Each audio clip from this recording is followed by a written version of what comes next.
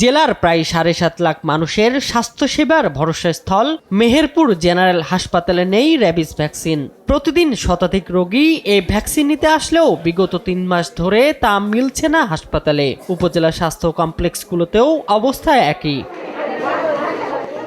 অনেকেই সরকারিভাবে ভ্যাকসিন না পেয়ে ফিরে যাচ্ছেন, অনেকে বাধ্য হচ্ছেন ফার্মেসি থেকে বেশি দামে কিনতে।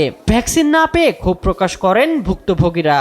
গত পরশুদিন আমার বাচ্চাকে বেড়ালে খামচে দিয়েছে, আমরা ভ্যাকসিন নিতে এসেছি কিন্তু সরবরাহ নেই, আমরা বাইরে কিনতে যাচ্ছি কিন্তু ওখানে টাকা বেশি লাগছে। সারা হাসপাতালে ঘুরেছি, তা বলছে ভ্যাকসিন নাই, ভ্যাকসিন কিনতে হবে, বাইরে থেকে কিনে আসছি ভ্যাকসিন। সরকারি হাসপাতালে আমাদের সবসময় ভ্যাকসিন থাকতো, এখন ভ্যাকসিন পাওয়া যাচ্ছে না, এমনকি আমাদের ফার্মেসিগুলোতে আমরা ভ্যাকসিন পাচ্ছি না। হাসপাতাল কর্তৃপক্ষ জানান, গেল বছরের নভেম্বর মাস থেকেই সরবরাহ কম।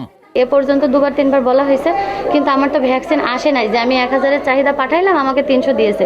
এরকম তো হচ্ছে নভেম্বরের 17 তারিখ পর্যন্ত ছিল, তারপরে থেকে আমার এখানে ভ্যাকসিন। যেহেতু ভ্যাকসিন সংকট, তাই কুকুর বিড়াল থেকে দূরে থাকার পরামর্শ হাসপাতালের তত্ত্বাবধায়কের।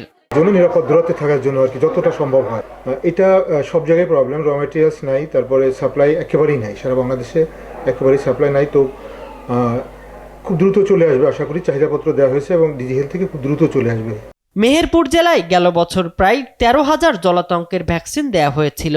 দ্রুত এই প্রয়োজনীয় ভ্যাকসিনের সরবরাহ চান মেহেরপুরবাসী।